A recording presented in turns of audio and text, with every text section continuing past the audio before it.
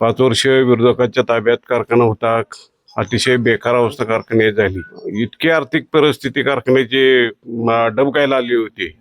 केवळ सुरेश बाबा चेअरमन झाल्यामुळंच कारखाना आज ह्या पदावर आला. खरं सांगायचं झालं तर विरोधकांचा जो मुद्दा आहे 7,500 रुपये पाणीपट्टी एकरी आपण करू, तर त्याला बेसिक असं कुठलंही वास्तव्य नाहीये.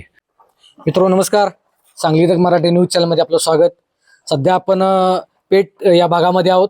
इथं सध्या आता कृष्णा सहकारी साखर कारखान्याची जी निवडणूक चालू आहे त्याचा प्रचाराची धामधूम सुरू आहे आणि आपल्यासोबत आता बोलण्यासाठी लिंबाजी तात्या आहेत. सर्व उमेदवार आहेत. तात्या, निवडणूक लागलेली आहे. जयवंतराव भोसले पॅनलकडून आपण उभा आहात. काय महत्व आहे निवडणुकीचं? महत्व म्हणजे आपला यशवंतराव मोहिते कृष्णा सहकारी साखर कारखाना आहे. हा सुरेश बाबांच्या नेतृत्वाखाली टिकला पाहिजे. 5 वर्ष विरोधकांच्या ताब्यात कारखाना होता. अतिशय बेकार अवस्था कारखान्यात झाली की त्या इतकी आर्थिक परिस्थिती कारखान्याची डबकायला आली होती. केवळ सुरेश बाबा चेअरमन झाल्यामुळंच कारखाना आज ह्या पदावर आला. साहेब, काय वाटतंय, कशी वाटचाल असणार आहे तुमच्या कारखान्याची? कारण आपण आता दुसऱ्यांदा निवडणूक लढवत आहे. खरं तर सांगायचं झालं तर यशवंतराव मोहिते कृष्णा सहकारी साखर कारखान्याचे आदरणीय चेअरमन सुरेश बाबा यांच्या नेतृत्वाखाली कृष्णा कारखान्याची फार मोठी भरभराट चालू आहे. सुरेश बाबांच्या नेतृत्वाखाली भविष्यामध्ये ज्या ऊस उत्पादनाच्या बाबतीत जे नियोजन असेल किंवा इरिगेशनच्या AIBPच्या माध्यमातून इरिगेशनच्या योजना नूतनीकरण करण्याच्या असतील किंवा बाकीच्या व्यावसायिक दृष्टिकोनातून कारखान्याला ज्या डिस्लरीच्या माध्यमातून, इथेनॉलच्या माध्यमातून किंवा जैविक खताच्या माध्यमातून जी कारखान्याला जी मदत होऊ शकेल की शेतकरी सभासदांना ज्या प्रकारे ज्या उच्चांकी दर देण्यासाठी ज्या पूरक व्यवसायाच्या पूरक ज्या गोष्टी असतील त्या कृष्णा कारखाना इथून पुढे करण्यास वाटचाल करेल. आता विरोधकांकडून बोललं जातंय की इरिगेशन कुठतरी डबकायला आलं किंवा इथं नियोजन कुठतरी दुसरं होत चाललंय तुमच्या पॅनलचं, असं सगळं बोललं जातं विरोधकांकडून, असा आरोप केला जातोय. आरोप करतात ते विरोधक.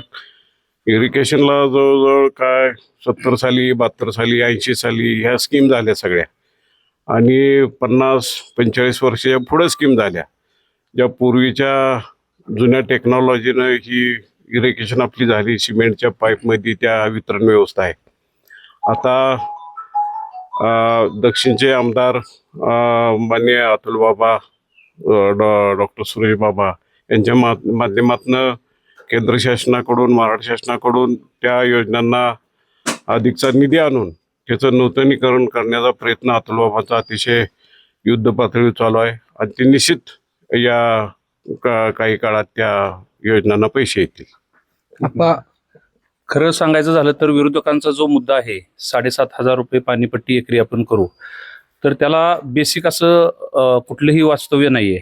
कारण ते ज्या वेळेला सत्तेत होते त्यावेळेला जो लाईटचा प्रति युनिट जो दर होता तो 22 पैसे होता, 72 पैसे होता आणि आता तो दर 1 रुपये 88 पैसे झालेला आहे.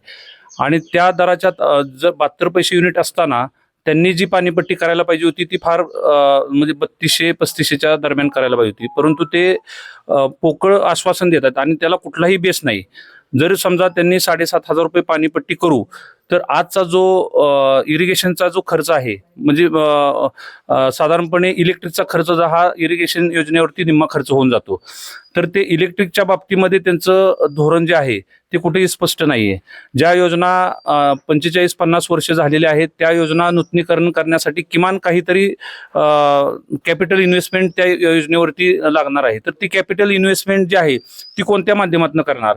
जर समजा कारखान्याच्या माध्यमातून करणार तर तो कारखान्यावरती तो आर्थिक बोजा पडणार आणि तो बोजा पडला तर तो दरावरती ऑटोमॅटिक तो त्याचा फरक पडणार. तर अशा माध्यमातून त्यांच्याकडं कोणत्याही प्रकारचं बेसिक नाहीये आणि नुकती पोकळ वल्गना करून हे साध्य होणार नाही.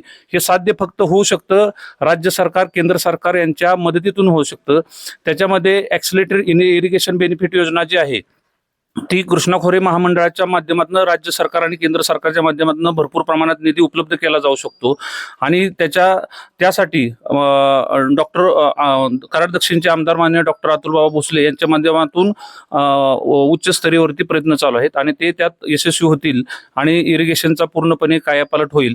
आणि नुकताच कायापालट नाही तर ॲटोमायझेशन सिस्टीम जी असते त्या प्रकारे सुद्धा त्या योजनेमध्ये समाविष्ट असेल. आपण आता सभासदांमध्ये पोहोचताय, लोकांना तुमची आव्हानं सांगताय, काय लोकांना रिस्पॉन्स होतोय, काय सभासद आपल्याला आव्हान करतात? ह्या नेरले तांबे गटामध्ये चांगल्या रीतीनं मागल्या 10-12 वर्षापूर्वीपासून सुरेश बाबा, अतुल बाबा आणि विनू बाबा आणि या सर्वांना मार्गदर्शक म्हणून मदनदादांनी या ठिकाणी लक्ष दिलंय.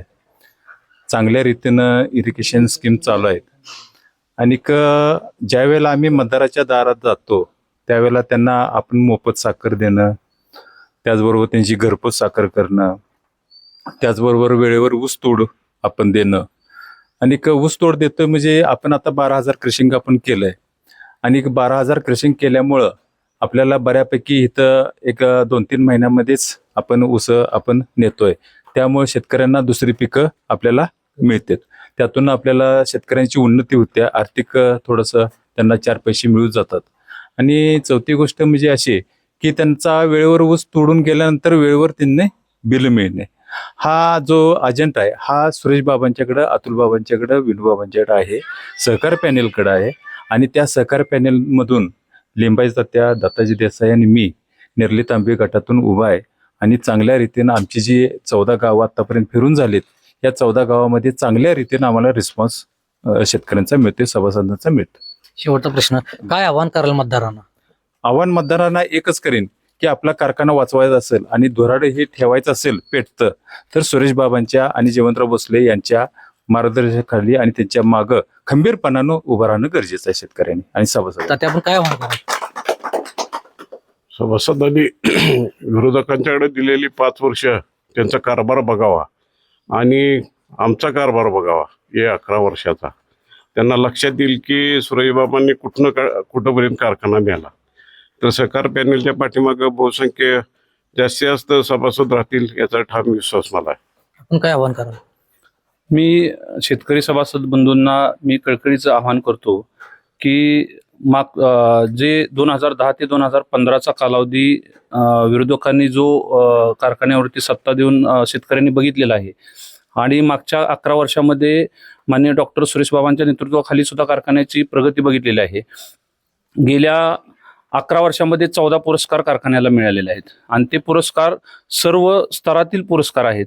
त्यामुळे शेतकरी सभासदांना मी कळकळीची विनंती करतो की आदरणीय सुरेश बाबांच्या नेतृत्वाखाली जे जयवंतराव भोसले सहकार पॅनेल आहे त्या पॅनेलला बहुमताने विजय करून एक प्रकारचं विरोधकांना त्यांचं आव्हान जे आहे ते भविष्यामध्ये असं कोणत्याही प्रकारचं निवडणूक लढवण्यास पात्र राहणार नाहीत ह्या पद्धतीनं आपण मतदान करावं असं मी आवाहन करतो. धन्यवाद.